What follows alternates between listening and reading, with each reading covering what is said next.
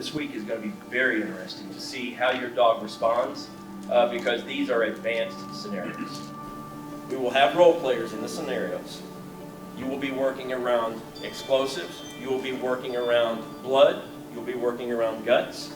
You will be working around glass. You will be working around food. I will tell you, you'll have people coming through. You'll have people driving through.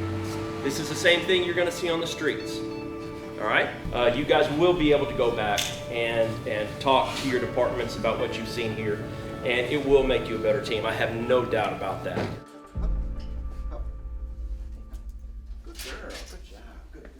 Main objectives is just to improve as a handler and kind of see some of my dog's limitations and where maybe I can push stuff a little bit more and see how she reacts in situations that we have not been in before. Today I have Corey. This is my canine. Although she's super calm like this, and what she is in normal environments, when it's time to work, she digs in and she's one of the hardest working dogs. I was invited to the training. It looked interesting. It's a little bit more advanced than what we normally do. Some of the environments that they're going to put in is a little bit different. And so it's something that I can take back to Kansas City and I can work with other handlers on as well. This is Shiloh. Shiloh's killing it in Kansas City. She's finding guns and shell casings like you wouldn't believe.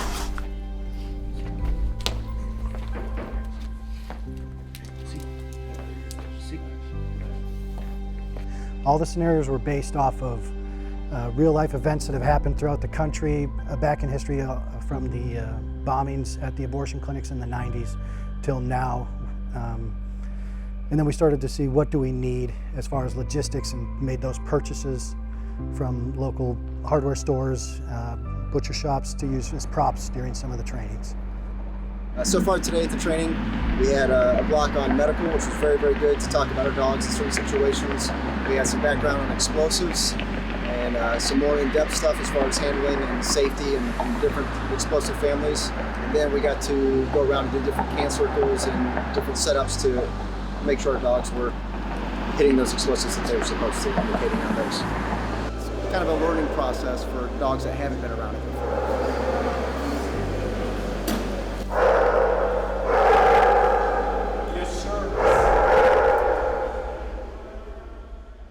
What I want to get out of it, I guess, the most, seeing some more of the positive aspects of what these dogs can do for everyone, especially crime scene technicians and after the fact, and assisting the bomb techs in locating the devices much faster than they could do on their own. Today I'm expecting some pretty tough scenarios, some stuff that my dog has not been exposed to before, so I'm really looking forward to it. Excited to see how she does with some of these things that I don't normally get to do.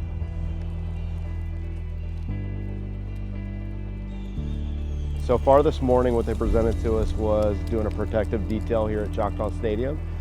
They had dignitaries coming in for, I believe they posted it as the World Series event. As far as what we're looking for in an event like this, we're just looking for anything out of place, and then we're using our dogs and we're looking for any type of explosives or anything that can hurt people.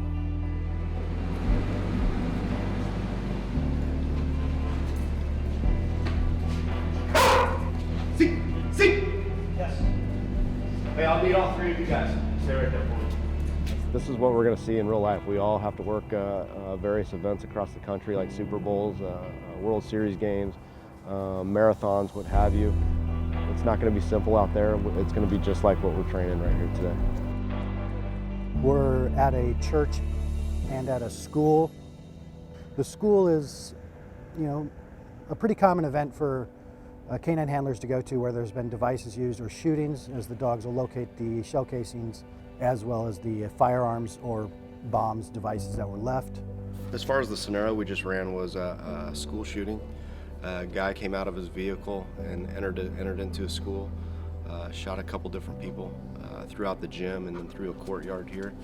And so we were searching the initial pathway that he took, looking for any type of explosive devices or maybe to help with any type of evidence that he left behind. I've cleared structures like this before for like bomb threats, or we're doing a sweep beforehand, but never with all the distractions in there. So with the distractions, I need to take a step back and just kind of assess the situation, and that's what instructors, it's great having them here to provide that insight. Well, now we need to stop, pause, take a look at, are there any other devices or anything that stands out that's not quite right, is it safe for us to go into this section before we search it? All right, you ready to go rest up? I think Corey got as much, if not more, than I did out of it. You know, obviously I learned a lot. There's some situations for her too. It's nice for them if it's a situation they've seen before and they can relate to it, the dogs. So there's stuff here that she has not seen before. So it's good to put her in that environment so that when it's game time or the real life, she's like, oh yeah, same thing. And then secondly, obviously there are a couple things that we need to work on. It's nice having the instructors here to step back and see that, and it's always good to have that insight there.